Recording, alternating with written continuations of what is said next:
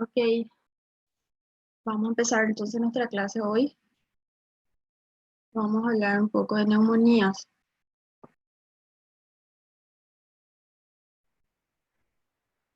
Bueno,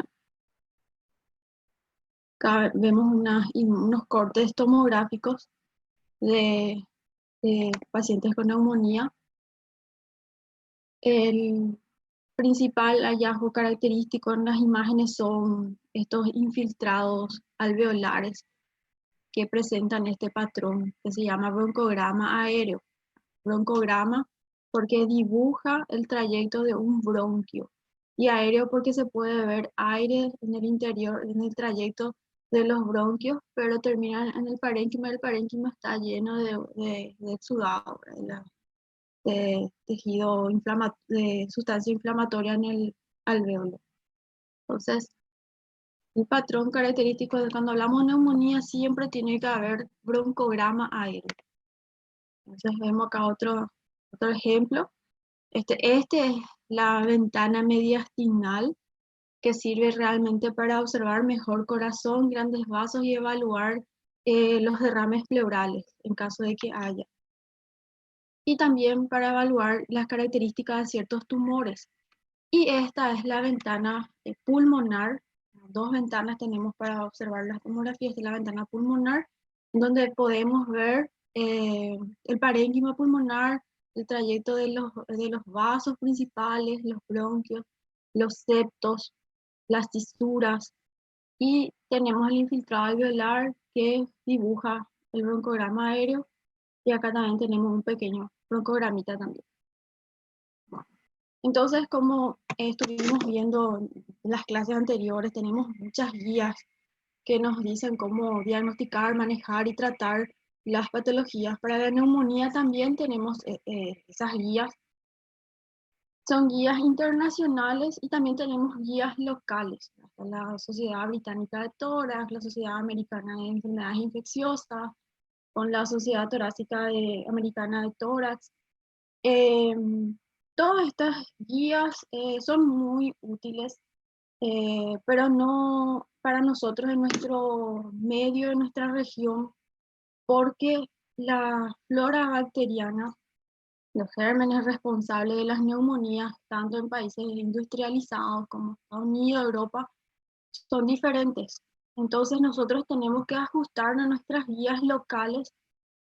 Principalmente tenemos las guías brasileras y las guías argentinas de la Sociedad Argentina de Medicina para el diagnóstico y el tratamiento de la neumonía, porque Paraguay no tiene su propia guía. Nosotros lastimosamente nadie se sentó todavía a estudiar bien y a hacer una guía acorde a nuestro país, pero los gérmenes, la flora bacteriana es similar en toda esta parte, en esta región. Entonces, eh, es más práctico y es más útil utilizar estas guías para manejarnos nosotros acá a nivel nacional. Em, Esto quiero nomás que tengan en cuenta que todo lo que voy a decir ahora es antes de que, antes de que empiece la pandemia, porque antes de la pandemia las neumonías virales siempre fueron frecuentes, pero no fueron tan catastróficas como ahora. Y sí, las neumonías bacterianas eran las que más se complicaban, que requerían internación, que no responden a antibiótico, terapia empírica, muchos ingresos en UTI debido a neumonía bacteriana. Actualmente eso es debido al COVID, pero vamos a dejar un poquito de lado eso porque vamos a hablar de distrés y de COVID en otra clase. La neumonía adquirida en la comunidad es la principal causa de muerte en el mundo, es la tercera causa de muerte a nivel nacional, a pesar de que hay una vasta microbiota, es decir, la flora bacteriana propia del tracto respiratorio, es muchos, hay una población diversa. Los agentes que todavía hasta ahora se aísla, la gente principalmente aislado, las neumonías de la comunidad sigue siendo el estreptococo neumonía. Y esto hasta ahora no cambió, sigue siendo el mismo. permanece como la bacteria de mayor prevalencia. Eh, para definir un poquito los casos, para saber, vamos a tener muchas veces pacientes que vienen a consultar por tos, fiebre, y no es que sea neumonía. Un paciente con fiebre de aparición súbita, tos o dolor de garganta, en ausencia de otras causas, nosotros le catalogamos como una enfermedad tipo influenza ETI, y acá dentro de ETI puede entrar cualquier virus. Muchos virus entran dentro de esta clasificación de enfermedad, cualquier tipo, pero no es una neumonía, es una infección de vía aérea superior.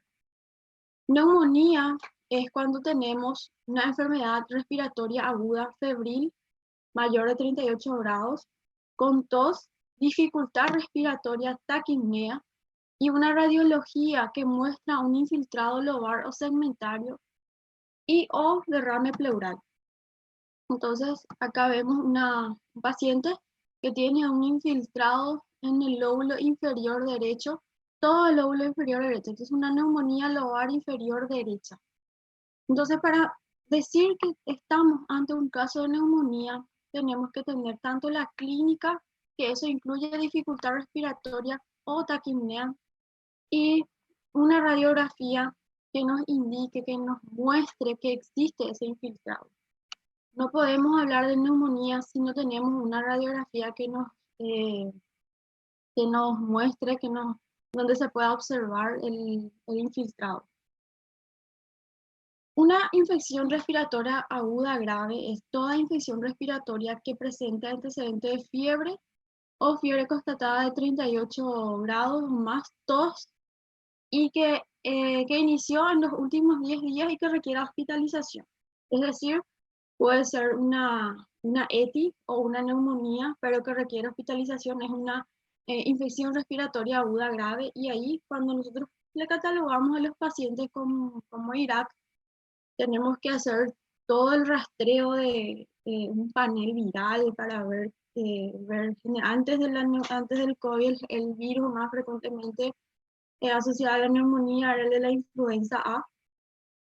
Hoy más que nunca las neumonías virales están en auge. Entonces, un panel viral para determinar la causa de la neumonía y el estudio de los cultivos en los pacientes que se van a hospitalizar. Bueno, hasta ahora, las infecciones del tracto respiratorio son una de las situaciones que más frecuentemente eh, se, se indica indiscriminadamente el uso de los antibióticos orales. Como ustedes saben, muchas veces en su práctica diaria van a ver pacientes que llegan al consultorio con una tos o con un catarrito y ya quieren antibióticos. Y hay médicos que sí dan, hay médicos que no dan, y entonces el paciente se enoja y se va a buscar otro médico, quiere otra opinión, y hasta que encuentra a alguien que le dé antibióticos que no hacía falta. Entonces, las infecciones respiratorias son una de las infecciones que más causan la prescripción inadecuada de antibióticos en todo el mundo, no solamente en nuestros países. La mortalidad de la neumonía es muy variable y eso está directamente relacionado con algunos factores de riesgo que vamos a ver más adelante, pero en general la mortalidad varía de entre 0,1 a 5% en los pacientes que están recibiendo tratamiento en forma ambulatoria, pero puede superar el 50% en los pacientes que requieren hospitalización, principalmente en los pacientes que ingresan en UTI. Es decir, la mitad de todos los pacientes que se internan en UTI se van a morir. Es por estadística y eso lamentablemente se cumple a sí mismo. Los predictores de mala evolución. ¿De qué depende que la neumonía empeore y el paciente no salga del cuadro? Es la edad, pero principalmente. Los pacientes jóvenes toleran muy bien, los pacientes más añosos son los que más se complican. Los antecedentes personales, pacientes con historia de varias internaciones previas por cuadros respiratorios, que tienen alguna patología pulmonar estructural de base, Los pacientes con comorbilidades, principalmente los obesos, los hipertensos, los diabéticos, insuficiencia cardíaca, porque la neumonía es una infección que le descompensa la patología de base. Por más de que era un cardiópata que esté bien compensado, una neumonía es potencialmente puede exacerbar su insuficiencia cardíaca. Una neumonía puede exacerbar, una EPOC puede exacerbar un paciente con asma, puede exacerbar, empeorar un paciente con diabetes, puede aumenta la glicemia, el paciente entra en estado hiperosmolar o puede ser una cetoacidosis debido a una infección. Entonces las comorbilidades son uno de los principales factores de predictores de mala evolución porque hay que tratar tanto la comorbilidad como tratar la neumonía. Los hallazgos en el examen físico, y esto obviamente cuando el paciente llega a la consulta, no es lo mismo un paciente que esté con una frecuencia respiratoria normal que un paciente que esté muy taquipnéico, con uso de musculatura accesoria, en las que vos a la auscultación ya tenés crepitantes en más de un campo pulmonar. Tenemos cianosis, regular a mala mecánica. Bueno, eso ya depende de cómo llega el paciente, ¿verdad? Y cuanto más semiología tenemos, peor es para el paciente. El examen de laboratorio, leucocitosis, neutrofilia, generalmente en las neumonías bacterianas, y la radiografía de tórax. La radiografía de tórax nos va a servir para saber qué tan extensa es la neumonía, y para ver si cuántos lóbulos o si ambos campos pulmonares están comprometidos, porque también, obviamente, cuanto más parénquima afectado, peor es el pronóstico para el paciente. Entonces, ¿de qué depende que la neumonía se resuelva rápido? ¿Verdad? Hablamos de resolución cuando estamos diciendo que la neumonía se cure o mejore o el paciente supere el cuadro.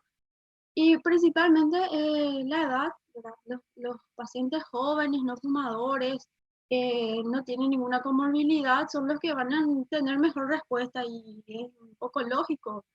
Cuando tenemos un paciente adulto mayor que es hipertenso, diabético, renal, con insuficiencia cardíaca, fumador y EPOC, ¿verdad? Todas esas comorbilidades puede tener un solo paciente. Obviamente la resolución va a ser mucho más lenta, incluso ese paciente tiene mucho factor asociado y puede llegar a requerir ingreso a una unidad de cuidados intensivos porque tiene un montón de patología de base. ¿Cuáles son los agentes etiológicos? Hablábamos al principio que los agentes etiológicos son diferentes de acuerdo a la región en la que nos encontremos, ¿verdad? Pero a nivel mundial y todavía acá en nuestra región, el estreptococo es el germen más frecuentemente aislado. Por eso, ¿para qué queremos saber cuál es el germen más frecuente? Porque de eso va a depender el tratamiento, de eso va a depender. Nosotros no vamos a tener un paciente con neumonía y vamos a saber por la clínica qué bacteria tiene. Es muy difícil. Entonces, por regla general, eh, porque la bacteria, el Streptococcus pneumoniae es el germen más frecuentemente aislado, entonces inicia el tratamiento empírico con antibiótico para cubrir ese germen. Haemophilus influenza como segundo germen más frecuente. La legionela es un germen muy frecuente en países del primer mundo. Después tenemos el Staphylococcus aureus, la Moraxella catarrhalis, que es un germen frecuente en pacientes con EPOC y neumonía. Bueno, entonces, los pacientes ambulatoriales, el estreptococo como primer agente etiológico más frecuente. Luego el Mycoplasma, Haemophilus influenza. En pacientes internados en la sala común, que no están en UTI, Streptococcus pneumoniae, Mycoplasma pneumoniae, influenza y algunas especies de legionela, pero la legionela no se aplica para nuestros países. Y los pacientes ingresados en UTI ya tenemos los gérmenes un poquito más resistentes. Ingresan por Streptococcus pneumoniae, pero se pueden sobreinfectar con algún germen intrahospitalario. El Staphylococcus aureus también se puede describir en neumonía adquirida en la comunidad en pacientes que tienen factores de riesgo para Staphylo aureus. Por ejemplo, un paciente que tiene una herida o una infección en partes blandas, eso puede servir de puerta de entrada para una neumonía por estáfilo. O un paciente politraumatizado o un paciente usuario de drogas ilícitas, pues son pacientes que tienen puerta de entrada para estafilococos aureus como neumonía de la comunidad. Bueno. También dependiendo de la condición del paciente, vamos a estar orientándonos hacia ciertos gérmenes, ¿verdad? Por ejemplo, los pacientes alcohólicos. Los pacientes alcohólicos, ellos tienden, por ejemplo, a broncoaspirar mucho, pues se quedan inconscientes, se caen tirados, dormidos por ahí, pueden hacer microaspiraciones y eso puede llevar a una neumonía por anaerobio, Klebsiella, especie de Acinetobacter. Incluso los pacientes alcohólicos son pacientes generalmente muy desnutridos, con factores de riesgo para tuberculosis. Y el Streptococcus que es la estrella de la neumonía que da la comunidad. Los pacientes con EPOC, si tengo un paciente con EPOC en el que yo sospecho una neumonía, el primer germen de lo que voy a pensar es una Haemophilus influenza. Los pacientes con EPOC pueden ser portadores de Pseudomonas aeruginosa, es decir, colonizadores crónicos de ciertos gérmenes intrahospitalarios, porque son pacientes que tienen antecedentes de varios ingresos, casi siempre por exacerbación.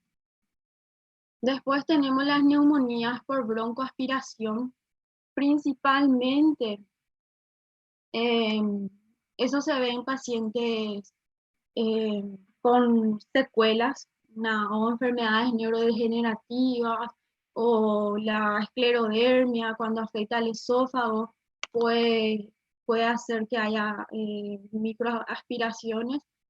Pacientes con reflujo gastroesofágico también presentan neumonías por broncoaspiración. Entonces, ¿qué germen vamos a pensar cuando es una neumonía por broncoaspiración? En los gérmenes de la flora intestinal, los bacilos gram negativos entéricos principalmente y los anaerobios orales. Los abscesos pulmonares son principalmente responsables el Staphylococcus aureus meticilino, puede ser meticilino sensible o meticilino resistente. La tuberculosis también pulmonar y las micobacteriosis atípicas son responsables de abscesos pulmonares. Y la exposición a heces de aves, Histoplasma capsulatum, exposición a aves en sí, la Chlamydia pistacea, y exposición a conejos, la Francisella tularensis, y a otros animales, y animales de granja y algunos gatos, la Coxiella burnetii. Y si tenemos un paciente con HIV, en su fase temprana puede comportarse como una neumonía de la comunidad por Streptococcus pneumoniae, Haemophilus influenza o tuberculosis, que es el principal marcador diagnóstico de los pacientes con HIV. Y los HIV en fase tardía, ahí ya tenemos ya un abanico de posibilidades de causas de su neumonía, que puede ser principalmente eh, hongos, bacterias, y un montón de gérmenes, ¿verdad? Como la Pneumocystis jirovecii, el Cryptococcus neoformans, el Histoplasma capsulatum, Aspergillus fumigatus principalmente, que son gérmenes oportunistas. Bueno.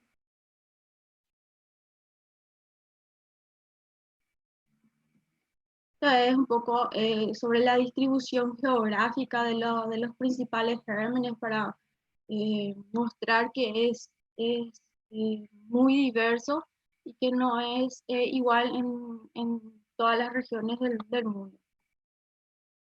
Bueno, una vez que tengamos nuestro paciente con neumonía, ya tenemos el diagnóstico de la neumonía, nosotros tenemos que evaluar cuál es la severidad de esa neumonía, porque esa severidad va a tener un impacto, una relación directa de acuerdo al tratamiento que le hacemos para reducir la mortalidad, ¿verdad? Un diagnóstico más precoz y un inicio de tratamiento en el momento en que el paciente acude, eso reduce muchísimo la mortalidad de ese paciente.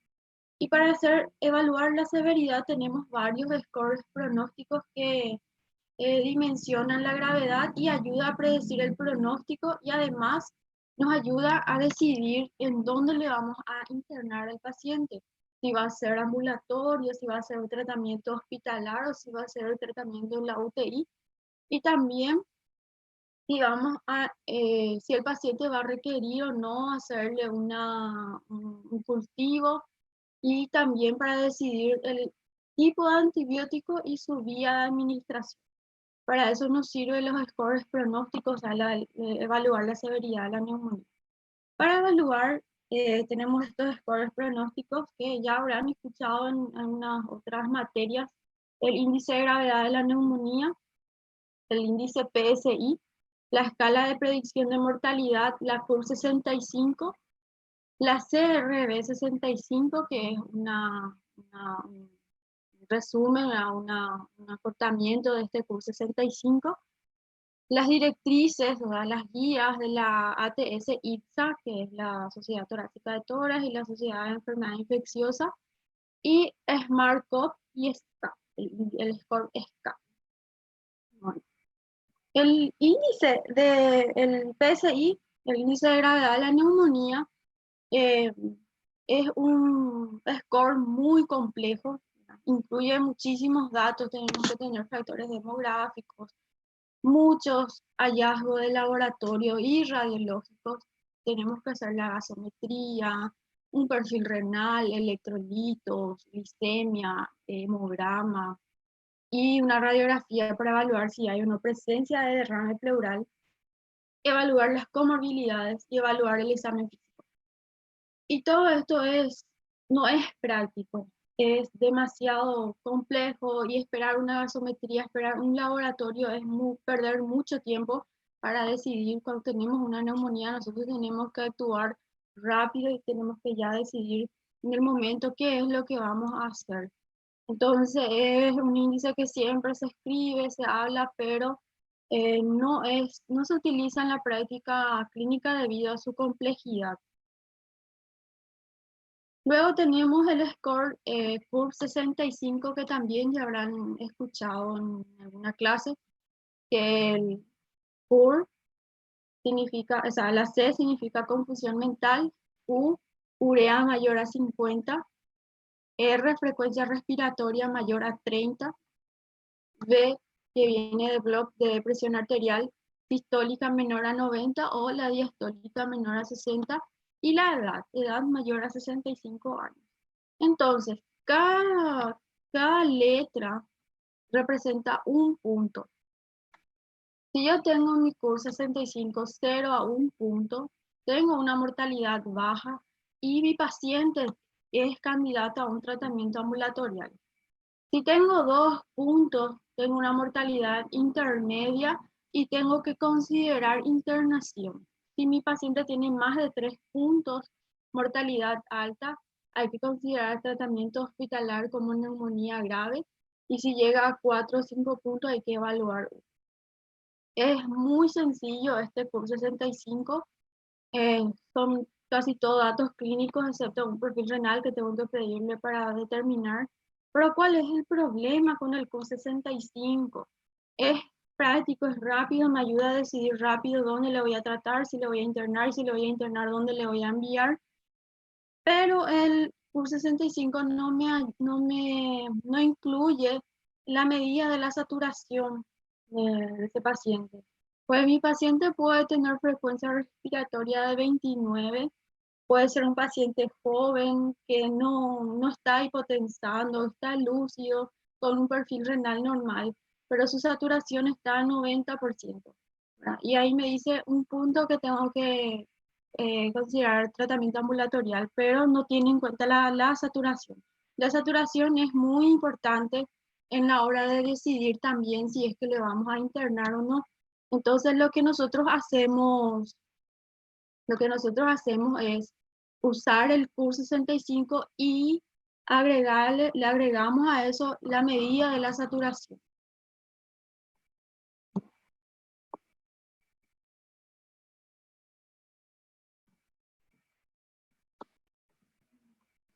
Bueno, em, según la estratificación de riesgo, según la ATS-ITSA, tenemos criterios mayores y criterios menores, y estos criterios nos sirven para saber si el paciente va a requerir o no ingreso a una unidad de cuidados intensivos.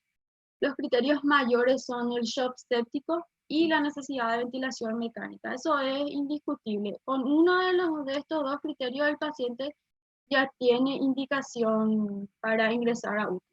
Y los criterios menores, tenemos frecuencia respiratoria mayor a 30, PAFI menor a 250, si tenemos infiltrados multilobares, confusión mental, urea mayor a 50 y presión arterial sistólica menor a 90.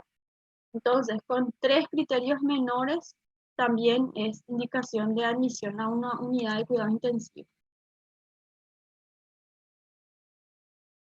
Después tenemos el score SCAP, también tiene sus criterios mayores y sus criterios menores, y la puntuación que ya viene ya predeterminada por la escala.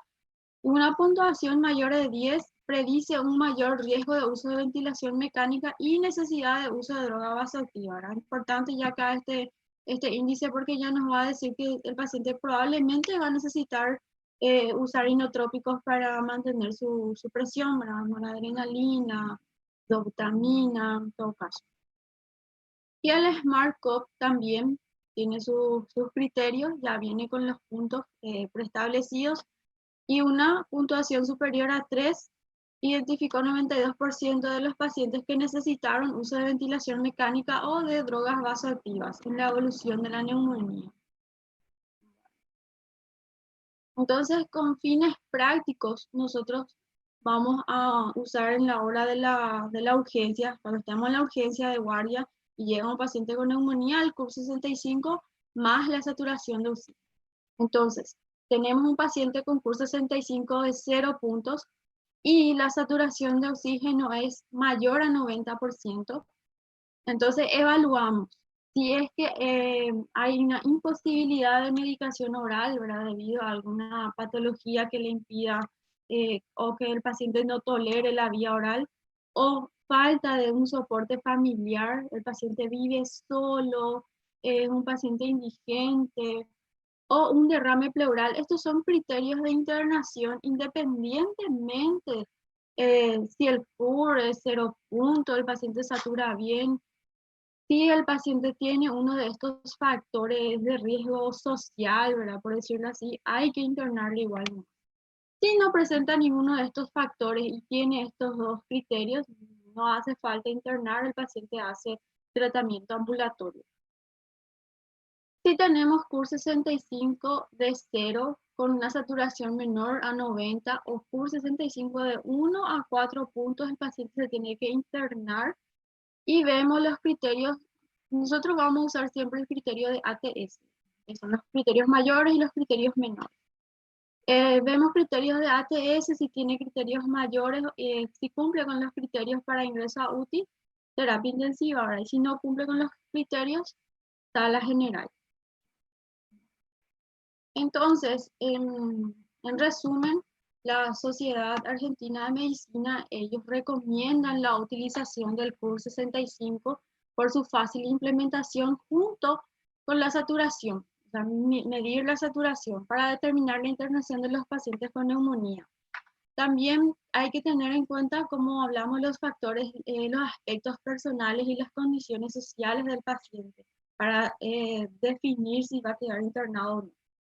Y también para poder definir si la internación debe ser en sala general o en terapia intensiva, se recomienda utilizar el Smart Cup y los parámetros de ATS-IPSA, que es lo que nosotros vamos a usar. Bueno.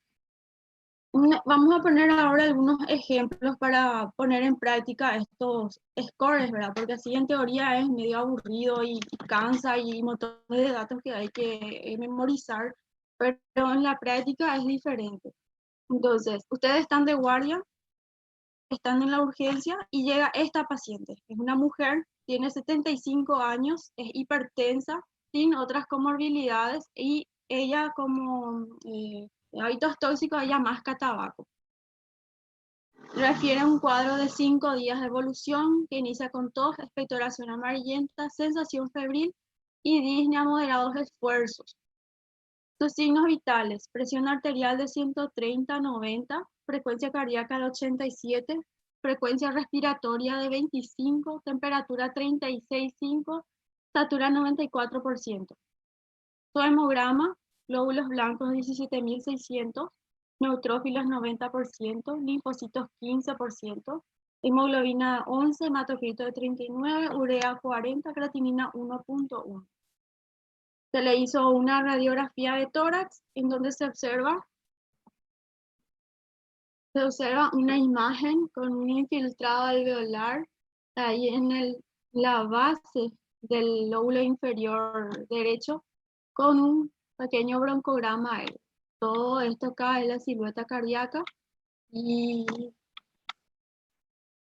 entonces, ¿cuál es el CUR65 de esta paciente? Les escucho. 0. CUR 0.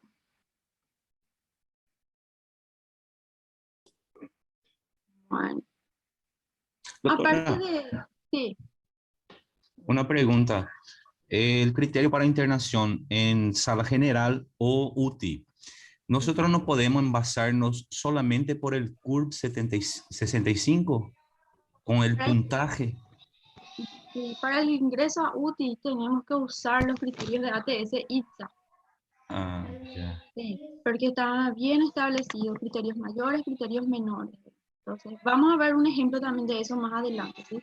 Está bien. Entonces, por 0, ¿hay algo más que le llama la atención en esta radiografía de tórax?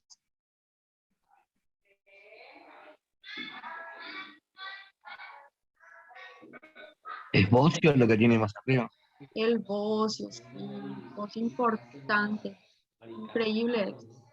Y esta es hace poco nomás. Bueno. Pero bueno, entonces, C, confusión, 0 puntos. La paciente estaba lúcida, ella estaba refiriendo sus antecedentes, ¿verdad? Urea, menor a 50, bien. Frecuencia respiratoria menor a 30, bien. Presión sistólica, 130, súper bien. Edad, 1 punto. O sea, ella tiene 1 punto por edad. Y su saturación es de 94%. Entonces es por 1 punto y saturación 94, entonces ella es candidata para un tratamiento ambulatorial. ¿Entendieron? Bueno, tenemos otro paciente acá. Masculino de 47 años, sin comorbilidades, tabaquista de 10 paquetes años. Cuadro de 1 semana de dolor torácico, tos con expectoración y sensación febril. Sus signos vitales: presión arterial de 120/70, frecuencia respiratoria 22, frecuencia cardíaca 75, temperatura 36,5 grados, saturación 96%. Su laboratorio tiene un hemograma, glóbulos blancos de 15.700, neutrófilos 85, linfocitos 25, hemoglobina 14, hematocrito 42, urea 38, creatinina 0,7. Y acá tenemos su radiografía de tórax. También vemos la presencia de infiltrado acá en el lóbulo medio derecho.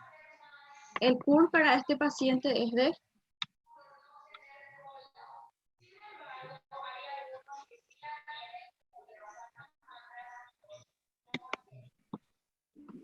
y vamos a hacer C, confusión, 0 puntos. Urea menor a 50, sí, 0 puntos. Frecuencia respiratoria menor a 30, 0 puntos. Presión sistólica mayor a 120, súper, 0 puntos. Edad menor de 65 años, 0 puntos. CUR, 0 puntos. Y su saturación, 96%. Entonces, este paciente va a hacer un tratamiento ambulatorial. Bueno. Otro paciente. Este tiene 45 años, es diabético, sin otras comorbilidades, niega hábitos tóxicos.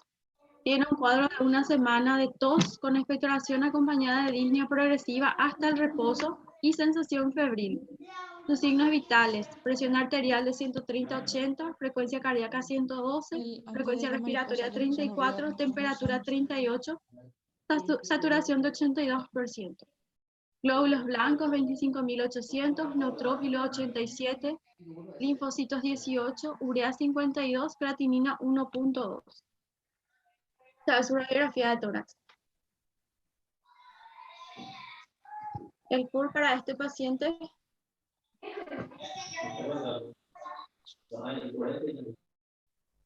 y vamos a hacer, él tiene confusión, 0 puntos. Urea mayor a 50, 1 punto. Frecuencia respiratoria mayor a 30, 1 punto. Presión arterial bien. Edad mayor a 65 años, 0 puntos. Entonces el paciente tiene 2 puntos y por saturación él se tiene que quedar internado. Por la saturación nomás luego ya se tiene que hospitalizar, eso sí es cierto. Pero tenemos que hacer el CUR también para saber. Tenemos 2 puntos en la escala y por criterios de ATS-ITSA, ¿cuál sería su criterio para ingreso a UTI? Tenemos shock séptico, él no está, el shock séptico estaba manteniendo buena presión. Hay que evaluar la mecánica ventilatoria, el estado de conciencia para ver si también hay necesidad de ventilación mecánica. Y los criterios menores, tiene frecuencia respiratoria mayor a 30, su PAFI no sabemos porque todavía no tenemos una gasometría. ¿Tiene infiltrados multilobares en la radiografía? Sí tiene infiltrados multilobares porque está en el lóbulo superior, en el lóbulo inferior y también en el lóbulo inferior derecho, o sea, en ambos campos pulmonares y en ambos lóbulos del pulmón izquierdo. Tiene entonces 2 puntos ya, 2 criterios menores ya. Urea mayor a 50, sí, 52. Tiene 3 criterios menores. Entonces este paciente es un paciente candidato para ingreso a una unidad de cuidados intensivos por los criterios de ATS-ITSA. ¿Entienden? Entonces es así como tenemos que aplicar los valores, los scores pronósticos para estos pacientes.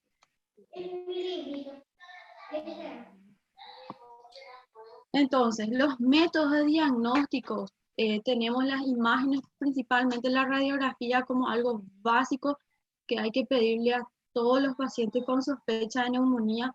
Si vos pensás en una neumonía, no tenés que pedirle sí o sí una radiografía para confirmar ese diagnóstico. Tenemos el examen de laboratorio, el hemograma, bacteriología y serología. Entonces, estas son las radiografías de algunos pacientes con neumonía. Tenemos acá infiltrado en el campo medio del lado derecho, neumonía lobar inferior derecha, campo medio derecho, neumonía basal bilateral. Acá tenemos un pequeño infiltradito. Acá es una mala técnica, pero acá se ve que el infiltrado está en la parte posterior del pulmón, del lóbulo inferior derecho. Neumonía, infiltrados algodonosos y una condensación en campo medio. Esto acá de un pequeño broncogramita, apenas se ve pequeño broncogramita por una neumonía en uno de los segmentos del lóbulo superior derecho. Y la bacteriología. Bueno, el estudio del cultivo no se le hace a todos los pacientes, solamente a los pacientes que se van a internar, solo a los pacientes, los ambulatoriales, no está recomendado hacerla, o sea, no se indica luego hacer los estudios de bacteriología. También en los pacientes hospitalizados se recomienda hacer la tinción, o sea, un frotis de esputo y la tinción de Sil-Nielsen, que es la vaciloscopía para descartar tuberculosis, porque somos países endémicos para tuberculosis, siempre tenemos que tener eso como diagnóstico diferencial, pensar siempre tuberculosis, así es la única forma de diagnosticarla.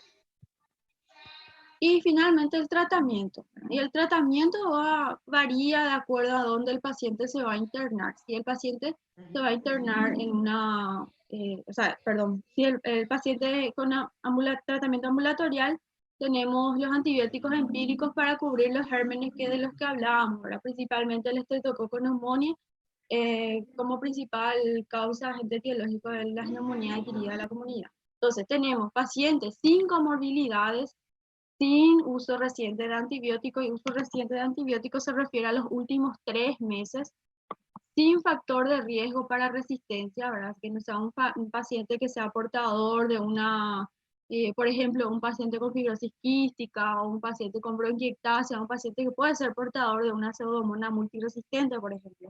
Entonces a ese paciente yo, por más de que venga de la comunidad, no le puedo hacer el mismo antibiótico para todos. Tiene que ser de acuerdo a su factor de riesgo, sin contraindicación o historia de alergia para estas drogas. Entonces tenemos como primera opción la amoxicilina o amoxicilina con ácido clavulánico y los macrólidos, acitromicina o claritromicina, que hoy en día se está indicando indiscriminadamente. No sabemos si la acitromicina en algún futuro nos va a servir todavía como antibiótico.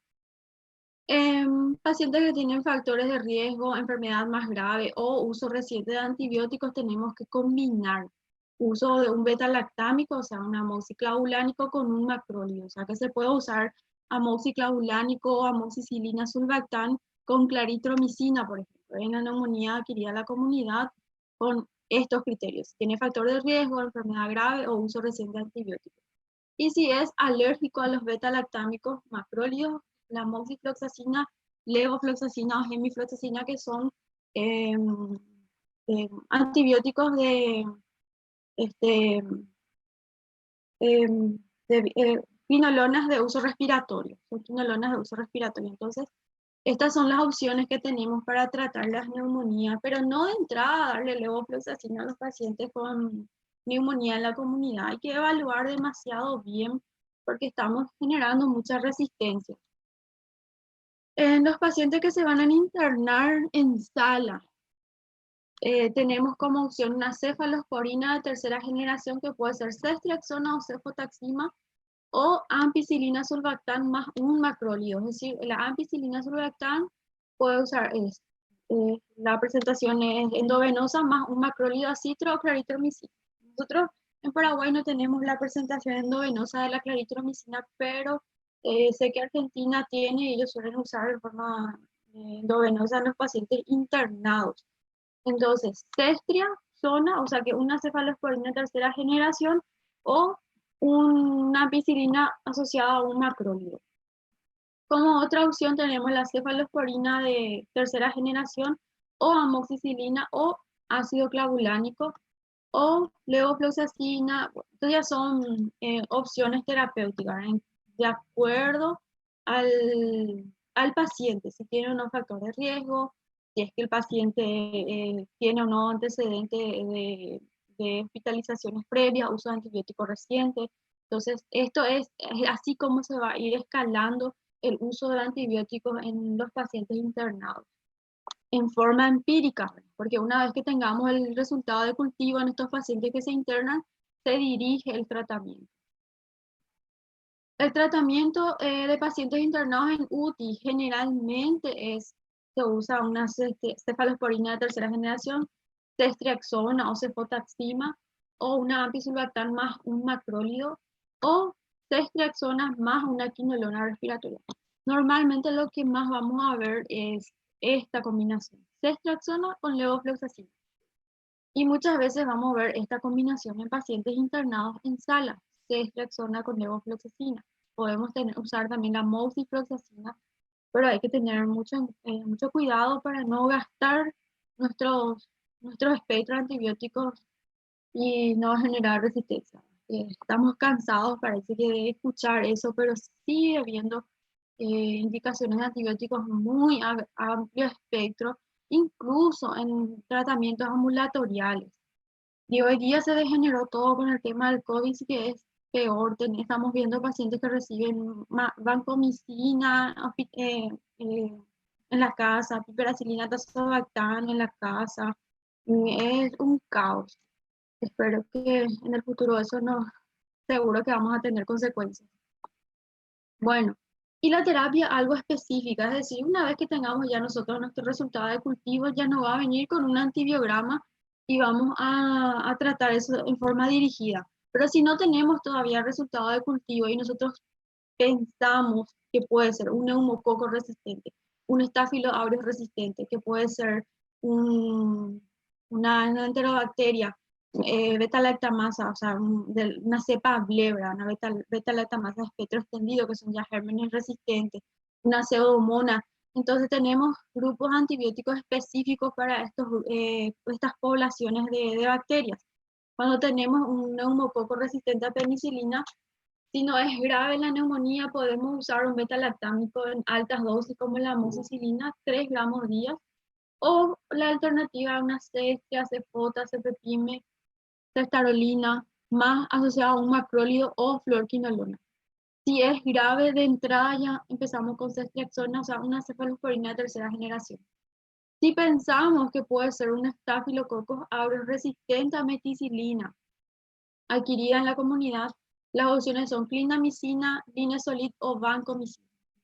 Entonces son antibióticos que están dirigidos para tratar neumonías asociadas a estáfilo. Entonces, si yo les pregunto en el examen o cualquier momento en la práctica médica, nos encontramos por el hospital y tengo un paciente con sospecha de neumonía por estáfilo, ¿cuándo voy a sospechar neumonía por estáfilo? Cuando tengo una puerta de entrada, una lesión en partes blandas, un golpe, una fractura expuesta, un politraumatismo, usuario de drogas ilícitas. Tengo sospecha de neumonía por estáfilo. ¿Qué antibiótico voy a usar?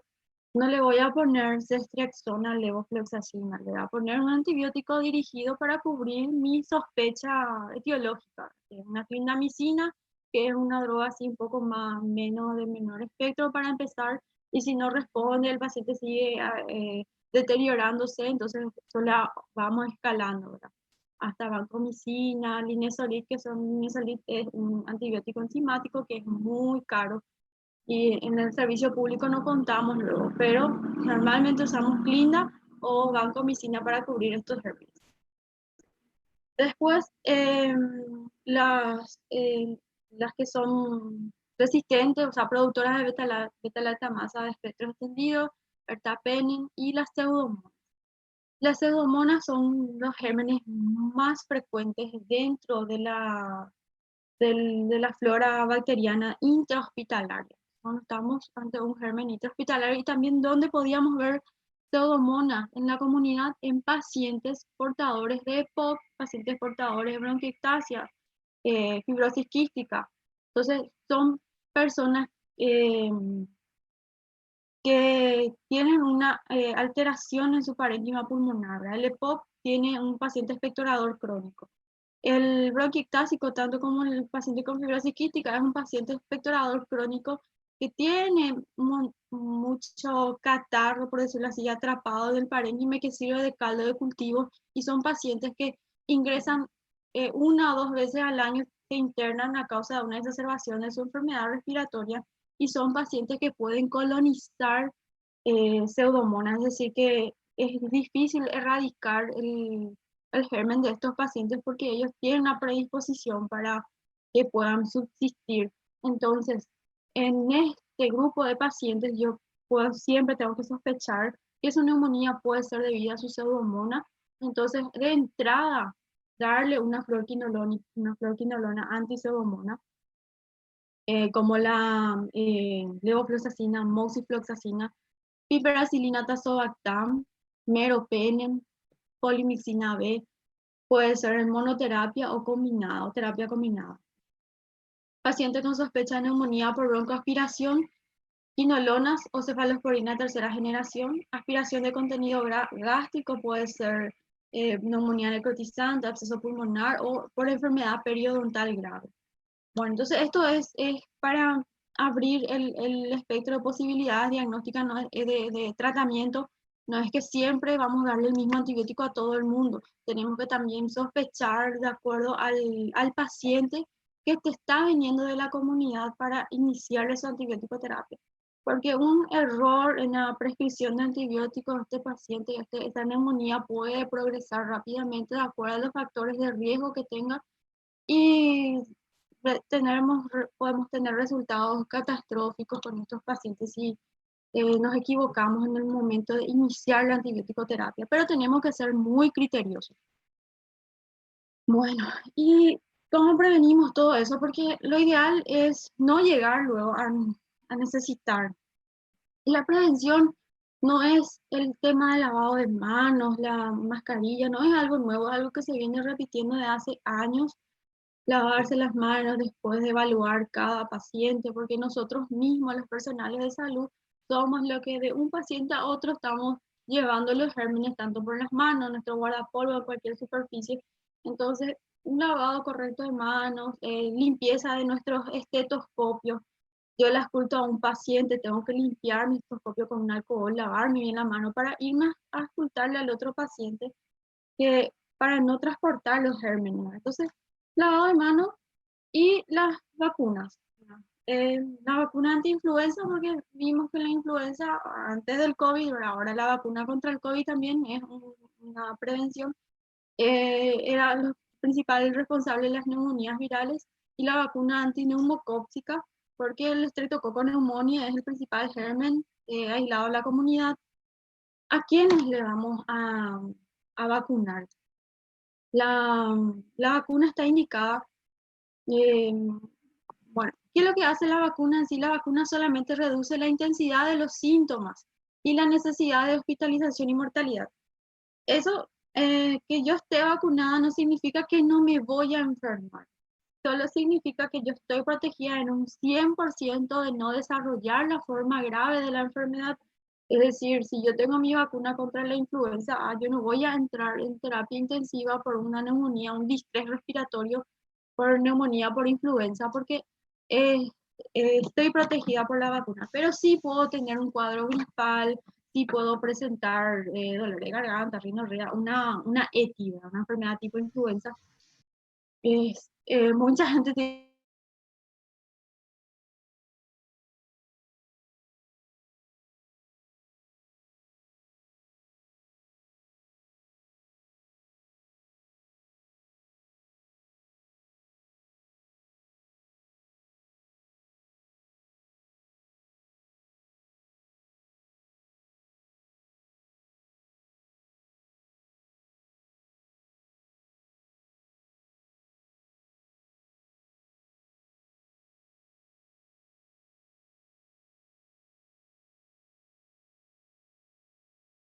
pacientes de la tercera edad. This meeting is being Porque son recorded. los pacientes que tienen un peor pronóstico, los que van a presentar cuadros más graves, ¿verdad? Así como en el COVID vimos que los pacientes de la tercera edad eran los que más se morían. Entonces hay que priorizar esta población. El paciente con enfermedades crónicas, pulmonares, cardiovasculares, renales, hepáticas, o sea, pacientes con un factor de riesgo también tienen que recibir la vacunación.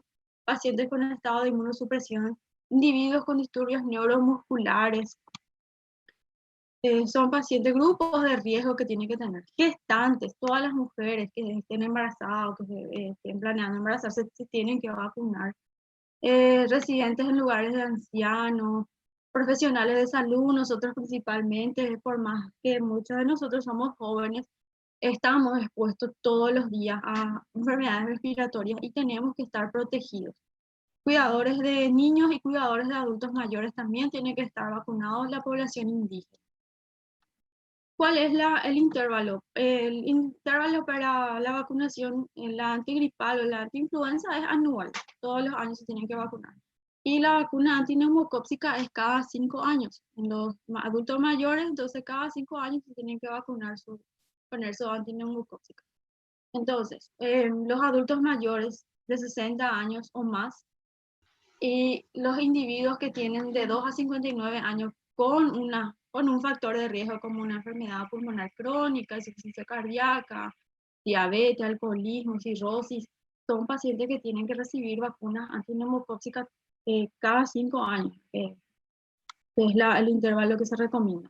Doutor, uma pergunta. Pode aclarar uma dúvida minha que há em relação à desbiose dos vírus em relação à flora de defesa pulmonar? Como se hace la fisiopatología? ¿Cómo así? No entiendo tu pregunta. ¿La qué? La disbiosis viral em relação a la flora, la microbiota de defesa. Aliás, la defesa imunológica em relação à disbiose viral no parênquima pulmonar? Mm, bueno, no entiendo muy bien tu pregunta, pero en la guía de la Sociedad Brasilera habla que todas las neumonías virales, ¿verdad? Esto cuando tenemos una neumonía viral, es una neumonía generalmente autolimitada. No hay antibiótico, antiviral eficaz para ninguna de las neumonías, ni para la influenza, ni para el COVID todavía. Y esas neumonías virales, no sé si te respondo con esta, son neumonías que predisponen a una sobreinfección bacteriana, porque esas neumonías virales desencadenan una cascada inflamatoria en el parénquima pulmonar y esa cascada inflamatoria aumenta la producción de exudado en el alvéolo y todo eso actúa como un caldo de cultivo para la proliferación de gérmenes. Entonces, sí hay una relación fuerte entre una neumonía viral, que no es que se transforma en una neumonía bacteriana, sino que es una neumonía viral que predispone a una sobreinfección bacteriana. Entonces es muy frecuente ver pacientes que ingresan por neumonía, por influenza A, que posteriormente terminan haciendo neumonía, ya sea por pseudomonas o acinetobacter o otro tipo de germen. No sé si estoy respondiendo tu pregunta. Sim, assim mesmo é, doutor. Então, empieza com uma infecção viral e Sí, depois se cambia para uma bacteriana, é isso? se sobreinfecta, se Sim. sobreinfecta. Porque esa infección viral, ese estado proinflamatorio en que está el pulmón, actúa como un caldo de cultivo para las bacterias. Y acordate que tenemos gérmenes que viven en nuestro tracto respiratorio. Nosotros como personales de salud, no, nuestro germen va a ser siempre intrahospitalario, porque estamos ahí en contacto con neumonía por estáfilo, estamos con pseudomonas, cinetobacter, entonces nuestra flora no va a ser como la flora de una persona que no pisa un hospital o que pisa un hospital una vez al año, ¿entienden? Entonces hay esa flora bacteriana, una vez que en el pulmón haya una predisposición, eso va a aflorar, ¿entendés? Voy a pasarle la guía en donde dice que el 30% de los pacientes con neumonía virales se sobreinfecta con una infección bacteriana posteriormente. Graças, doutor.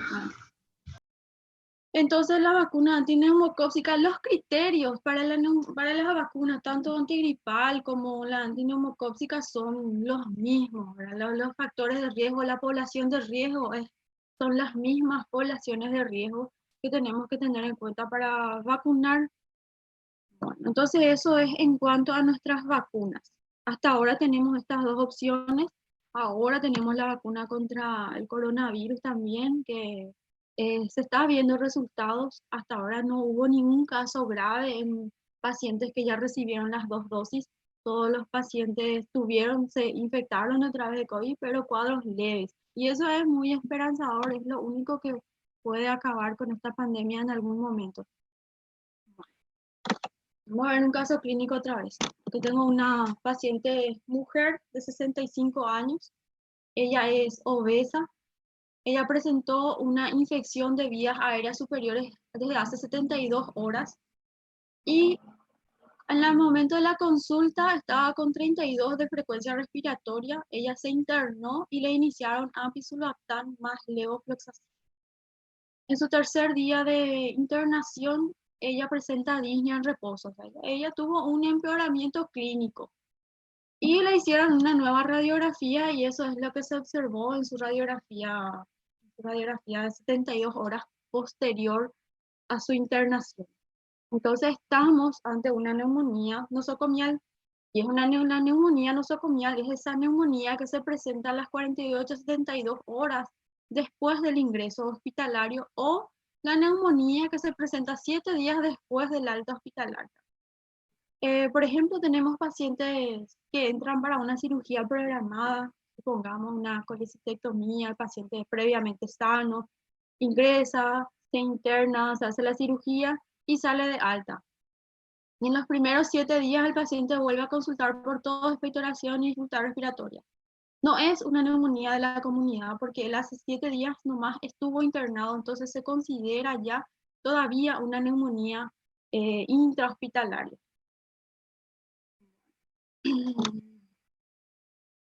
Entonces, neumonía intrahospitalaria. ¿Cuáles son los gérmenes más frecuentes? Nosotros, cuando hablamos de neumonía bacteriana principalmente, siempre tenemos que tratar de conocer los gérmenes.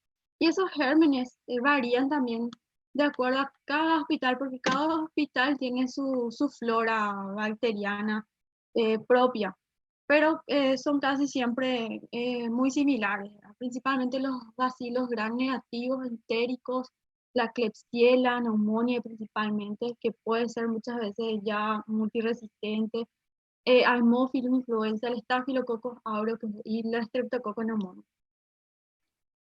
Acá también tenemos que describir la Pseudomonas y el Acinetobacter baumannii, que son bacilos gram negativos, gérmenes que son muy graves, ¿verdad? Porque son gérmenes que demasiado fácilmente adquieren resistencia y producen cuadros sépticos catastróficos en nuestros pacientes y casi no responden a los antibióticos. El diagnóstico, ¿cómo vamos a diagnosticar una neumonía? Es signos clínicos y radiológicos. Paciente que ingresa y en las 72 horas tiene un empeoramiento clínico y al hacerle un nuevo control radiográfico hay un infiltrado nuevo en esa radiografía que no tenía cuando el paciente se internó, es criterio de neumonía intrahospitalaria, neumonía nosocomial. El cuadro clínico y la radiología, entonces. Desde la publicación de la normativa de la Sociedad Torácica, Sociedad Americana de Tórax, y un año más tarde la normativa CEPAR es la Sociedad Española de Neumología, enfermedad respiratoria, se han estratificado a los pacientes de acuerdo a las principales variables que condicionan la etiología. Y de acuerdo a la etiología, obviamente el tratamiento. Y para saber el tratamiento empírico, nosotros tenemos que agruparle a estos pacientes con neumonía intrahospitalaria en 3 grupos según 3 criterios clínicos también. Entonces, primero tenemos que establecer la gravedad de la neumonía. Y ahí se divide en neumonía grave y neumonía no grave. Si hay o no presencia de factores de riesgo específicos para determinados microorganismos y la duración de la hospitalización o periodo transcurrido desde el ingreso, ¿verdad? Podemos clasificarlo en una neumonía intrahospitalaria precoz o una neumonía intrahospitalaria tardía. Entonces son 3 criterios que tenemos que tener en cuenta. Para establecer la gravedad de la neumonía, vamos a tener en cuenta estos puntos. Si el paciente necesita o no ingreso a UTI, si hay falla respiratoria, insuficiencia respiratoria, necesidad de ventilación mecánica, si es que necesita una FiO2 mayor a 35% para mantener una saturación de oxígeno de 90%, si tenemos un empeoramiento radiográfico rápido, si la neumonía es multilobar, en ambos lóbulos o en ambos campos pulmonares, si hay una cavitación o si hay evidencia de sepsis severa, estamos ante una neumonía grave. Con uno de estos puntos nomás nosotros ya estamos ante una neumonía grave. Si tenemos o no factores de riesgo específicos, y lo que hablamos hace rato ahora. Si tengo un paciente con cirugía abdominal reciente, que ingresó para una cirugía abdominal o una aspiración masiva, ya sea el paciente vino convulsionando y broncoaspiró, o es un paciente encamado crónico que broncoaspiró, entonces es un paciente en el que yo tengo que pensar, sospechar un anaerobio. Si tengo un paciente con traumatismo craneal, diabético, fracaso renal, infección gripal reciente, Staphylococcus aureus. Y legionela no vamos a hablar, nosotros nos vemos legionela en nuestra región. Y Pseudomonas aeruginosa, que es lo que más me interesa, ¿verdad? Tengo un paciente que está mucho tiempo ya en UTI, es un paciente con factor de riesgo para Pseudomonas aeruginosa. Si tengo un paciente que ingresó a UTI en un postoperatorio inmediato para monitoreo y está con un cuadro respiratorio, yo no voy a tratarle como una Streptococcus pneumoniae. Tengo que tratarle ya como buscar el germen más frecuente aislado en la UTI, que es principalmente la Pseudomonas o una Acinetobacter baumannii. Entonces, estos son los factores de riesgo específicos de acuerdo a cada paciente. Y la duración, que dijimos que puede ser una neumonía nosocomial precoz cuando tiene menos de 5 días de internación o una neumonía nosocomial tardía cuando tiene más de 5 días de internación. Entonces, se clasifica así. Si tengo una neumonía precoz sin factores de riesgo no grave, clasifico grupo 1. Neumonía precoz o tardía, con factores de riesgo pero no grave, grupo 2. Y neumonía de inicio precoz, sin factores de riesgo pero es grave, grupo 1. Pero si tiene factores de riesgo y es una neumonía tardía, grupo 3. Y si es que tiene factores de riesgo, es una neumonía grave, puede ser precoz o tardía, grupo 3 también. Entonces tenemos 3 grupos para saber qué antibióticos, o sea, qué tratamiento vamos a hacer. Tenemos el grupo 1, los bacilos gram negativos entéricos no pseudomonas, que son la Klebsiella pneumoniae principalmente, el Enterobacter, E. coli, Klebsiella sp, Proteus, Haemophilus influenza, y son los antibióticos que tenemos que hacer dirigidos. En este caso yo no voy a insistir tanto con saber los antibióticos, sí quiero que manejen demasiado bien los antibióticos para la neumonía adquirida en la comunidad, en ese paciente que se va a internar, que va a hacer tratamiento ambulatorio o el que se va a internar en sala, pero cuando es intrahospitalario es muy variable, no hay algo así que hay que seguir a rajatabla, sino que siempre tenemos nuestro ojo clínico en los resultados de cultivo y la flora bacteriana del hospital, pero esto es para orientarnos nomás, que nos sirva como una guía. Grupo 2, los principales organismos son los anaerobios, Staphylococcus aureus y la Pseudomonas aeruginosa, que vamos a ver acá en el final. Y el grupo 3, la Pseudomonas aeruginosa y la Cinetobacter. Y acá tenemos que hacer terapia combinada con aminoglucósido y beta-lactámico anti-pseudomonas. ¿Cuáles eran los medicamentos anti-pseudomonas? Y teníamos las quinolonas, que eran la levofloxacina, moxifloxacina. Los beta-lactámicos anti-pseudomonas son el piperacillina tazobactam, y las cefalosporinas anti-pseudomonas son las ceftazidima. Y finalmente el Staphylo aureus meticilino resistente, que ya hablamos también vancomicina y hay que considerar linezolid en algunos casos. Y acá tenemos beta-lactámicos anti-pseudomonas, piperacillina tazobactam. Las ceftazidima y cefepime son cefalosporinas y imipenem y meropenem son carbapenem. Los aminoglucósidos, amicacina, tobramicina, gentamicina. Normalmente usamos la amicacina, pero acuérdense que la amicacina es un antibiótico muy nefrotóxico, entonces hay que estar controlando el perfil renal por lo menos cada 48 a 72 horas.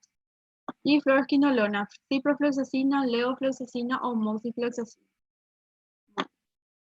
Antes de terminar, les quiero mostrar 2 tomografías de unos pacientes que he visto ayer en la contingencia. Estamos hablando en la última clase del vidrio esmerilado. Y este es el vidrio esmerilado, traigo para mostrarles.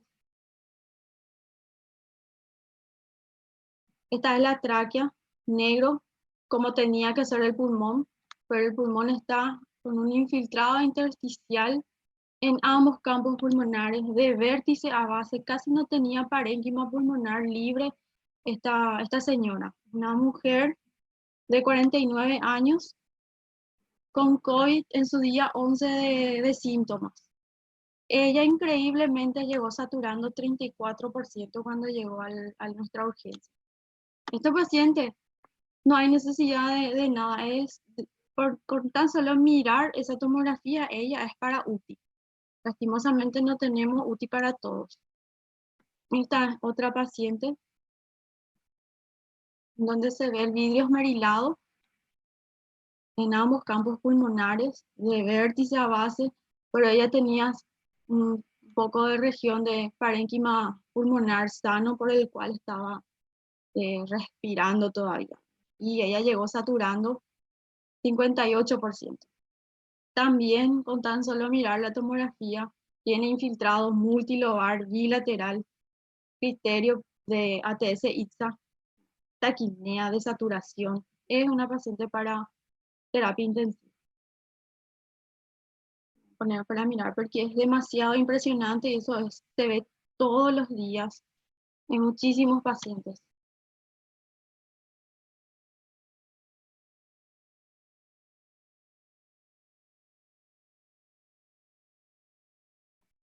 Bueno, entonces la única forma de evitar todo esto, esta catástrofe, es hay que vacunarnos, no hay de otra.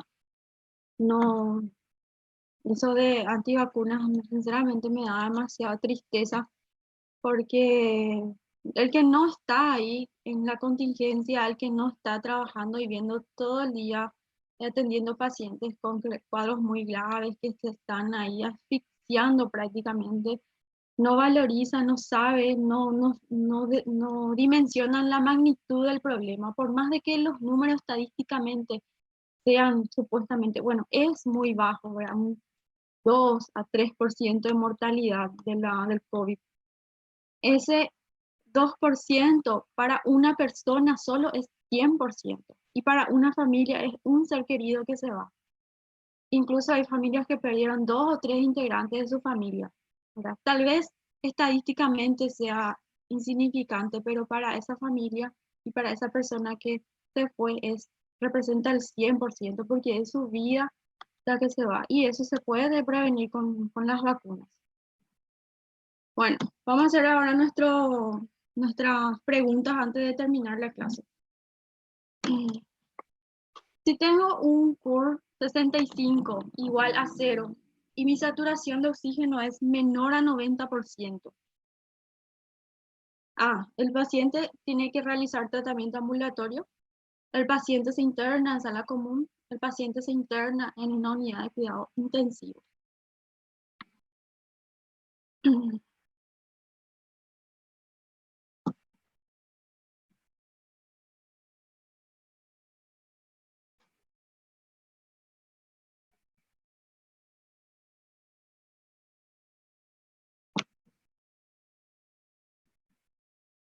Muy bien. El paciente se interna en sala común, ¿verdad? No hay dudas entonces con esto, se quedó bastante claro. El puntaje de 0 implica tratamiento ambulatorio, pero teniendo en cuenta la saturación, que es menor al 92%, implica un manejo hospitalario independientemente del curso. Súper. Ay, perdón. Son criterios mayores para evaluar la gravedad de la neumonía según la ATS-ITSA. ¿Cuáles eran los criterios mayores? Necesidad de ventilación mecánica, shock séptico, PAFI menor a 250, A y B son correctas.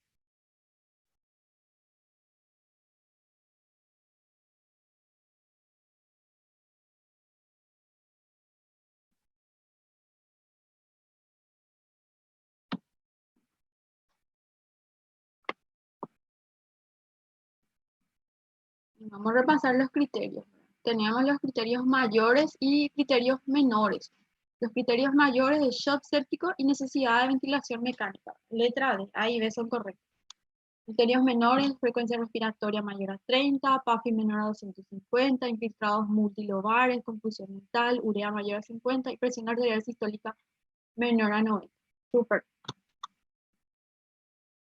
La indicación de amoxicilina ácido clavulánico en un paciente portador de neumonía de la comunidad joven de 40 años y sin factores de riesgo, sin indicación de hospitalización, está fundamentada en la necesidad de cubrir neumococos, estáfilo aureus resistente a clozacilina, haemófilos influenza, resistencia a legionela, micoplasma.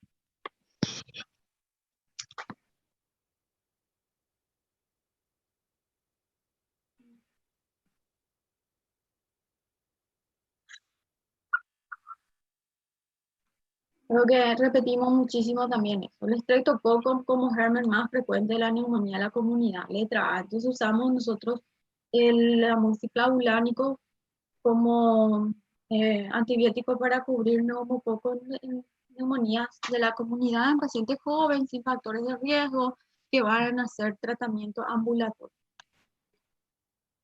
En las neumonías, son predictores de mala evolución, edad, comorbilidad, radiografía de tórax, todas.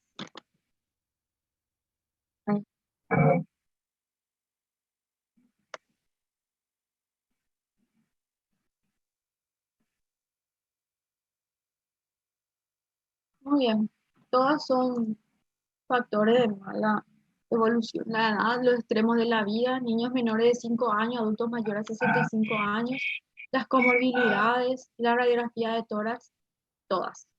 Súper bien. Entonces, quedó todo claro, no hay más alguna pregunta.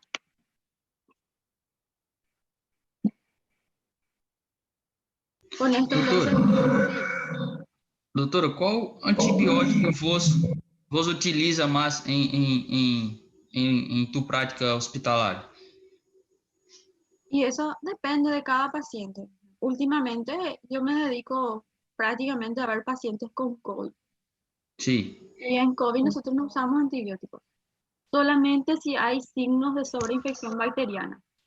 ¿Y cuáles serían esos signos? Principalmente fiebre. El paciente con una neumonía viral puede tener fiebre, incluso tienen fiebre hasta 10, 11, 12 días de fiebre, pero no es un indicador para hacerle antibiótico. Tenemos que tener un hemograma con leucocitosis y neutrofilia y un dosaje de procalcitonina que sea positivo para infecciones bacterianas. Entonces, esos serían nuestros criterios para tener en cuenta para hacerle antibióticos a los pacientes con COVID, por ejemplo. Que no todos tienen que tener, pero van a ver que muchos ya vienen ya con su ceftriaxona y levofloxacina de la casa. Después, cuando tengo una neumonía, yo normalmente uso las guías, uso las guías para el tratamiento. Si es un paciente joven, sin comorbilidades, que puede hacer tratamiento ambulatorial, que está saturando bien, el amoxicilsulbactam o amoxiclavulánico. Cuando le voy a internar a un paciente, ya le interno con amoxi más claritromicina, dependiendo también del estado, si es grave o si no es grave. Si es grave, ya le hago amoxi con ceftriaxona con levofloxacina. Cuando el paciente tiene signos clínicos de neumonía intrahospitalaria, él ingresó con una neumonía a la comunidad, a las 48-62 horas está haciendo un empeoramiento clínico progresivo, ¿qué yo hago? O sea, ¿qué es lo que hay que hacer? Es policultivar a ese paciente, esputo, o secreción traqueal, o lavado broncoalveolar, hemocultivo, urocultivo, y si es que tiene alguna secreción, todo lo que se pueda cultivar se cultiva y se rota de antibióticos. En ese momento que yo le hago el policultivo, después del policultivo ya le cambio, le pongo un antibiótico empírico de acuerdo a lo que yo sospecho. Si es un paciente que tiene alta sospecha de una infección por pseudomonas intrahospitalaria, voy a empezar con una piperacilina tazobactam o una ceftazidima y redirigir al tratamiento de acuerdo al cultivo. A veces pensamos en una neumonía por estáfilo, por ejemplo, meticilino resistente, e iniciamos con todo vancomicina, después viene el resultado y resultó ser un estáfilo sensible. ¿Qué hacemos ahí? Nosotros desescalamos el antibiótico. No le vamos a hacer uno de amplio espectro cuando el germen es buenito. Un caso que tuve la semana pasada, un paciente que estaba en el respirador una semana y 3 días antes empezó a hacer fiebre, fiebre, fiebre. Entonces le hicieron su policultivo e inició piperacilina con amicacina en el contexto de una probable pseudomonas aeruginosa intrahospitalaria. El cultivo retornó a las 72 horas. No, nosotros no podemos nunca esperar 72 horas para iniciar antibiótico. Empíricamente, de acuerdo a nuestra sospecha, tenemos la obligación de iniciar antibiótico porque el shock séptico es mucho más rápido que tardan los cultivos. Entonces, el cultivo de este paciente retornó una pseudomonas aeruginosa sensible a todos los antibióticos. Entonces, como este paciente estaba intubado, es un paciente con COVID que se intubó por su cuadro, por su neumonía viral, pero posteriormente hizo su neumonía bacteriana a pseudomonas aeruginosa, continuó con su antibiótico terapia empírica. En realidad ya fue dirigido después porque, por suerte, le dimos el antibiótico adecuado para su pseudomonas. Entonces es muy variable, ¿verdad? Pero tienen que tratar de ajustarse siempre a las guías internacionales porque no se van a equivocar. Doctora, Muchas gracias, doctor. Sí. doctora, ¿podría alzar estos materiales en la plataforma, por favor? Sí, yo le envío por correo al delegado para que les pase, para que todos puedan tener. Pero igual voy a tratar de usar y también les voy a pasar la guía tanto de la sociedad argentina como la guía de la sociedad brasilera que son. Esto es muy extenso, neumonía es largo, neumonía es, yo le doy lo que necesito, lo que quiero, lo que me parece que ustedes tienen que salir sabiendo, ¿verdad? Pero en las guías hay muchas más cosas eh, para sentarse detenidamente a estudiar, ¿verdad? Y cualquier pregunta o duda que tengan sobre esta clase o clases anteriores, pueden pueden preguntar, ¿verdad? Sí, Le voy doctora, a... Sí. si puede subir las clases también va a ser mejor para nosotros también, porque debemos marcar ahí como que estamos asistiendo a la clase o que la estamos descargando. Ah, bueno, dale, voy a cargar entonces. Bueno. En intervención en caso de COVID en primera fase.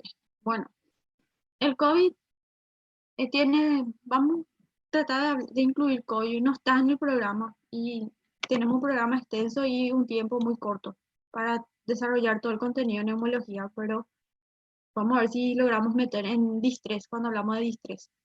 El COVID tiene tres fases. Una fase viral, que es la primera semana, la fase que el paciente empieza con sus síntomas, su infección, es un resfriado común en la mayoría de los casos.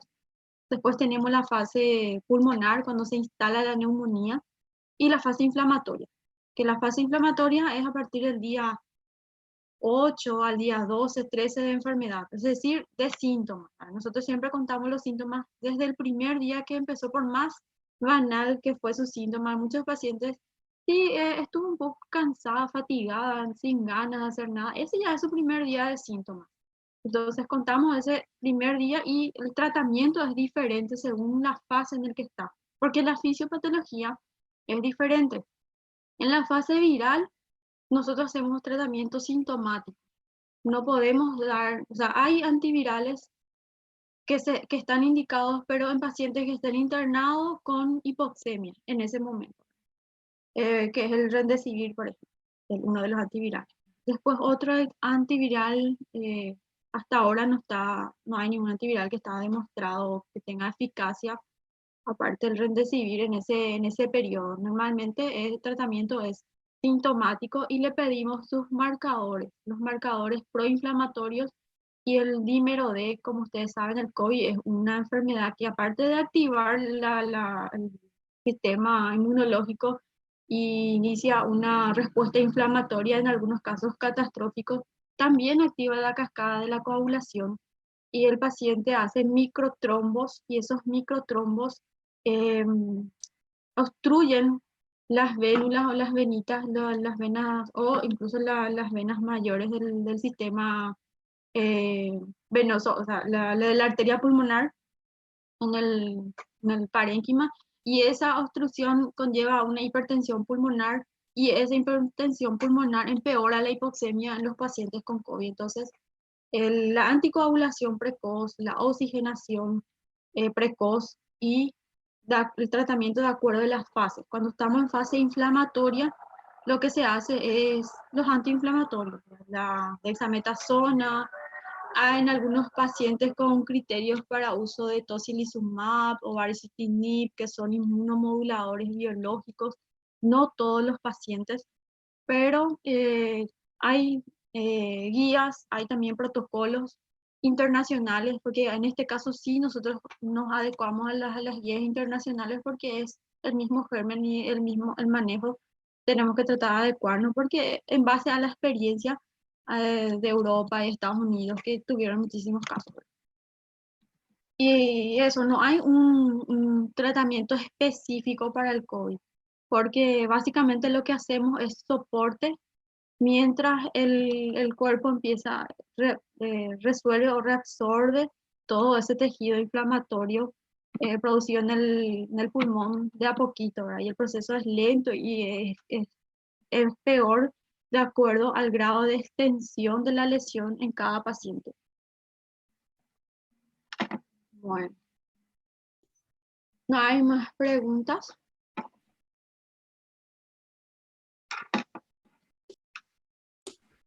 Doctora, Sí. ¿y qué piensa acerca de la cloroquina? Y no,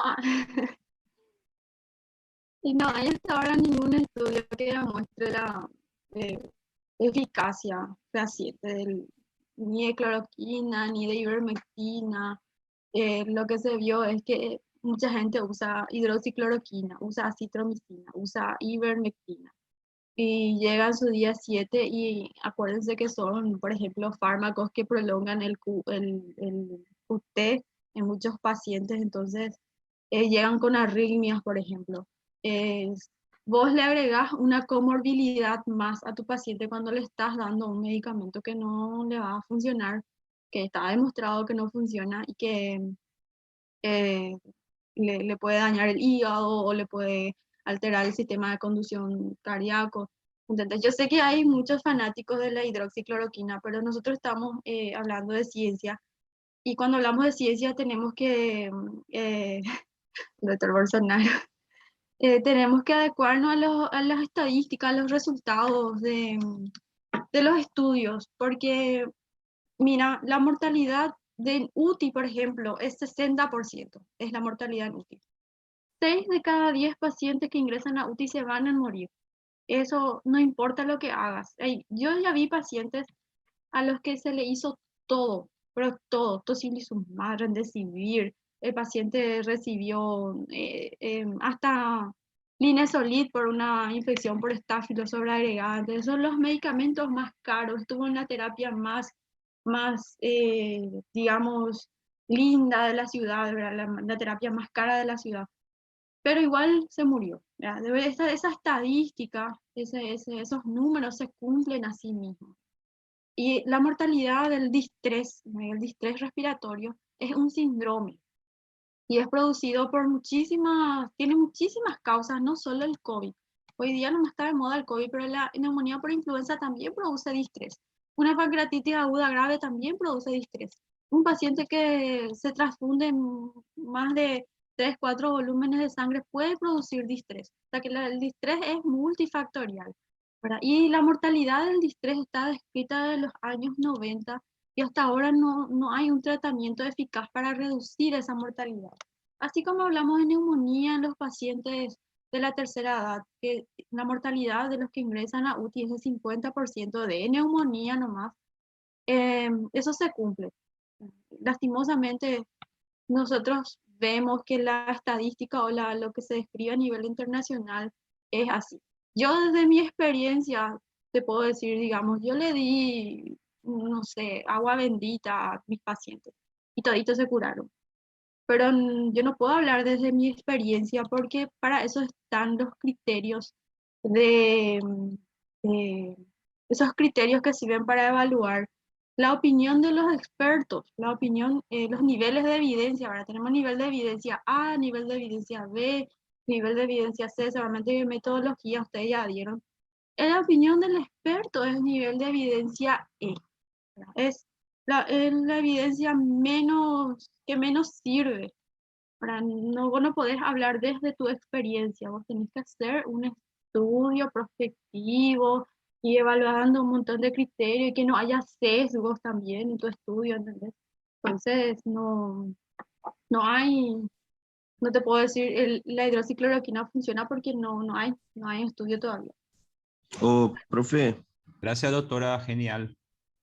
profe, Sí, ¿cuántos pacientes usted trató con ivermectina, cloroquina y entre los otros 17 fármacos que están siendo estudiados para intervención en la fase primaria?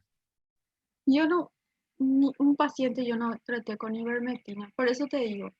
Yo desde mi Pero experiencia, ¿dónde estaba? ¿Trataba o no? no. ¿Dónde estás? ¿No? Nosotros Bueno. trabajamos con los protocolos del Ministerio de Salud. Y el protocolo del Ministerio de Salud no incluye esos medicamentos para el tratamiento. Por eso te digo, yo en mi experiencia, a la mayoría de mis pacientes le di paracetamol y clorfeniramina. ¿Entendés? Y toditos se curaron muchísimo. Y algunos se internaron. Y de los que se internaron, algunos se fueron a terapia. Y todos los que se fueron a terapia, muy pocos salieron. La estadística se cumple así como se describe en la literatura internacional. Independientemente del tratamiento que le das. No sé si entienden. Sí, sí, yo entiendo, profe. Entiendo demasiado. Sí. No dimos, nosotros acá en Paraguay, al menos como protocolo, no usamos esos medicamentos para el tratamiento. La hidroxicloroquina es un inmunomodulador muy eficaz para el tratamiento de enfermedades reumatológicas como el lupus, por ejemplo. Pero vos tenés que entender demasiado bien la fisiopatología de la enfermedad. Vos no podés darle un inmunomodulador a un paciente en fase viral, no podés darle corticoides a un paciente en fase viral. ¿Qué vas a hacer si le das corticoides desde el primer día que empiezan los síntomas? El paciente se va a inmunodeprimir más y va a aumentar más la carga viral y va a tener una neumonía más grave. ¿Entendés? Entonces, en la fase viral hay que tratarlo como un cuadro viral común, que generalmente es autolimitado, y en el 95% de los pacientes se van a curar sin dejar secuelas. Está el 5% que se complica. Ese 5% que se complica es el que va a tener la neumonía y al que sí le vas a hacer probablemente corticoides, anticoagulantes y va a necesitar soporte de oxígeno, pero en periodo pulmonar, en periodo inflamatorio. Y eso. Y profe, en caso de el tratamiento, ¿cómo está haciendo? No cómo está haciendo, cómo están haciendo, ¿sí? Este tratamiento que pone algunos fármacos, como a ivermectina. ¿Cuál o riesgo de muerte se en tratando con la ivermectina? ¿Cómo están haciendo? Mira, muchos pacientes que toman ivermectina no pasa nada, ¿verdad? Es un antiparasitario. No tienen una reacción colateral, pero tampoco en algunos pacientes que, por ejemplo, tienen predisposición a ciertas arritmias o enfermedades hepáticas, le puedes generar una comorbilidad más, pues, ¿entendés? No pasa nada en la mayoría. ¿Y para qué le vas a dar si no pasa nada? Eso es lo que... Mira, Eso que en la verdad están divididos, ¿no es verdad? sí, Mucha gente, en muchos artigos están divididos aún. Pero yo pienso, profe, que podría ser una clase para exponer y sacar mucha la duda, que es muy importante para nosotros hoy, sí, saber muy bien sobre la COVID, saber muy bien sobre claro, la fisiopatología, porque mucha sí, gente se habla, pero no sepa sí. muchas cosas, ¿no es verdad? Mira, Y sí. bueno, La mejor forma de prevenir y acabar con esto es la vacuna.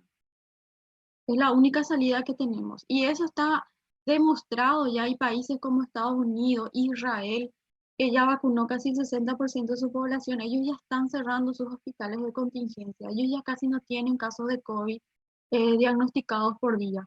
Ya no tienen más muertes por COVID después de que vacunaron un gran porcentaje. Acá en Ciudad del Este, nosotros los personales de blanco nos vacunamos todo entre febrero, marzo y abril. Y ahora ya no hay más ningún médico que falleció por COVID, a no ser esta última doctora que se murió ayer, pero ella era una antivacuna, lastimosamente. Entonces ella no tenía la vacuna, pero entre los propios médicos que nos vacunamos ya no hay más casos de muertes a nivel nacional por COVID. La vacuna es lo único que nos va a salvar de esta catástrofe, ¿verdad? Ni la ivermectina. ¿Para qué querés un medicamento si podés tener una vacuna que te va a prevenir la enfermedad y no vas a necesitar tomar medicamento? ¿Entendés? sí, pero si 95% se ya va a pasar sano por la enfermedad, se va a pasar por la enfermedad. son 5%, ¿no es verdad? La mayoría con comorbilidad y tercera edad.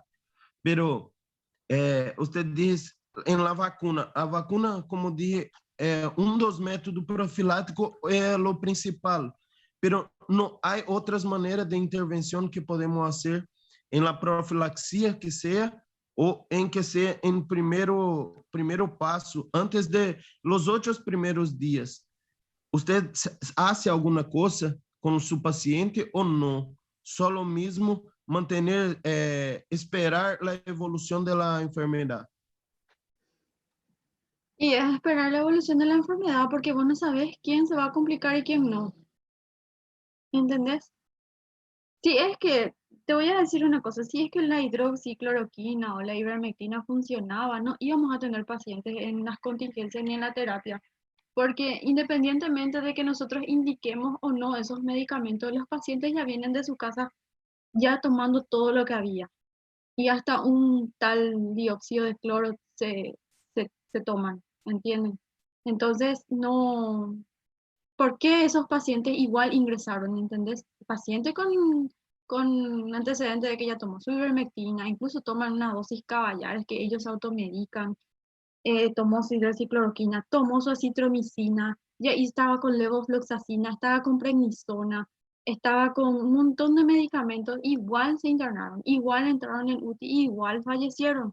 Entonces, por eso yo te digo, no hay evidencia de que esos medicamentos funcionen, porque si funcionaban, esos pacientes no se iban a internar, si es que dicen que funcionan como, ¿entendés? Sí, Y esos pegando, pacientes que no se complicaron era porque 95% no se complica. Independientemente de lo que le des, no se va a complicar. sí, pensando así también en relación, porque para mí es una enfermedad tan distinta que cada persona, acá en nuestra clase, mucha gente ya pegó y cada uno con una sintomatología. Pero la vacuna, por ejemplo, Coronavac, en Brasil, en mi ciudad, por ejemplo, una casa de idosos se vacunó y también ocurrió eso. Mucha gente se informó, más de 70% se enfermó con las 2 dosis. Entonces, eso que se queda muy oscuro y yo pienso que nosotros tenemos que tener tiempo para conversar y usted ayudar a nosotros a tener un buen camino, porque yo pienso que COVID no va a se acabar así, ¿no es verdad? Está llegando nuevas cepas y nosotros debemos saber muchísimo sobre eso. Está bien, profe, gracias por todo. Bueno, está bien. Nadie más tiene Gracias, preguntas. profe. Neumonía en la comunidad. Yo tenía, bueno, yo tenía armado una consulta, pero ya me aclaraste mi duda. Gracias. Está bien. Dale buen fin de semana, entonces. Nos vemos el Gracias, próximo. doctora.